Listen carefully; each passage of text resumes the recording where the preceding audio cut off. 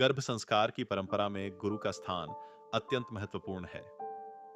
जब शिशु गर्भ में होता है, तभी उसके संस्कारों की नींव रखी जाती है। इस सूक्ष्म और पवित्र प्रक्रिया में गुरु माता-पिता को सही विचार, शुद्ध आचरण और सकारात्मक जीवन दृष्टि प्रदान करते हैं। गुरु के मार्गदर्शन से माता गर्भकाल में सात्विक विचार, मंत्र, कथा वाचन और सद्गुणों का अभ्यास करती है, जिसका प्रभाव सीधे गर्भस्थ शिशु के मन और बुद्धि पर पड़ता है। गुरु केवल ज्ञानदाता नहीं, बल्कि गर्भ संस्कार के माध्यम से भावी पीढ़ी को संस्कारी, स्वस्थ और श्रेष्ठ मानव बनाने वाले पथ प्रदर्शक होते हैं। इसलिए कहा गया है कि संस्कारों की शुरुआत गर्भ से होती है और उसका प्रथम दीपक गुरु के हाथों प्रज्वलित होता है। आज मैं आपको एक ऐसे शिष्य की कथा सुनाने जा रहा हूँ, जिसके लिए गुरु की आज्ञा ही ईश्वर थी। इस कहानी के सुनने से गर्भ में पल रहा शिशु गुरु का महत्व समझेगा, और शिशु का पहला गुरु तो एक माँ होती, जो उसमें संस्कारों की बीज बो देती है। प्राचीन भारत में आशी उद्दालक का एक गुरुकुल था। वहां शिष्य वेदों का अध्ययन करते थे, पर साथ ही सेवा, संयम और समर्पण सीखते थे। उसी गुरुकुल में एक शिष्य था, आरुणि। सरल, मौन प्रिय और अत्यंत आज्ञाकारी था। उसके लिए गुरु की आज्ञा मानो कमान से छूटा तीर हो। वर्षा ऋतु का समय था। सभी तरफ बारिश हो रही थी। एक दिन बहुत वर्षा हो रही थी। खेतों में पानी भर गया और खेत का बांध टूट गया। आशी उद्दालक ने कहा, वत्स, आरुणि, खेत का बांध टूट गया है। अगर वर्षा का पानी खेतों में चला गया तो सारी फसल बारिश के पानी के साथ बह जाएगी। जाओ, उसे रोकने का कोई उपाय करो। आरुणि ने कुछ सोचा नहीं, न ही कुछ विचार किया।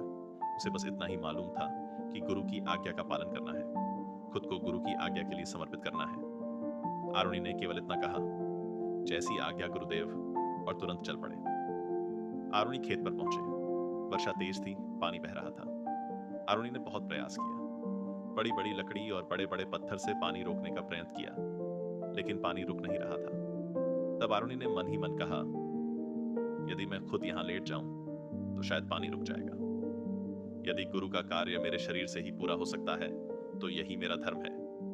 और उन्होंने अपने शरीर को टूटे स्थान पर लिटा दिया। तेज बारिश, ठंडी हवा, रात बीत गई, पर आरुणि वहां से हिले नहीं। समय बीत रहा था, पर आरुणि का कुछ पता नहीं था। जब आरुणि देर तक नहीं लौटे, तो गुरु चिंतित हुए। वे स्वयं शिष्यों के साथ खेत पर पहुंचे। ऊंचे स्वर में आवाज देने लगे, आरुणि, आरुणि।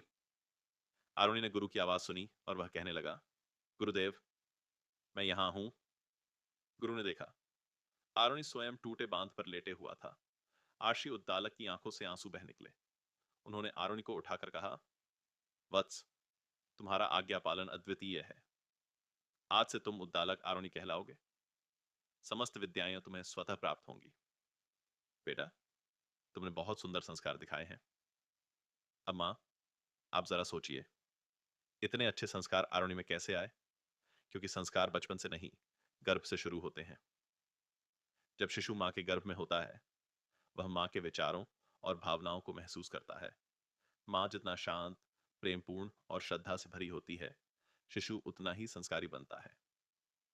अगर गर्भावस्था में मां अच्छी कहानियां सुने, गुरु और ईश्वर को याद करे, क्रोध से दूर रहे, तो वही संस्कार शिशु के मन में बस जाते हैं।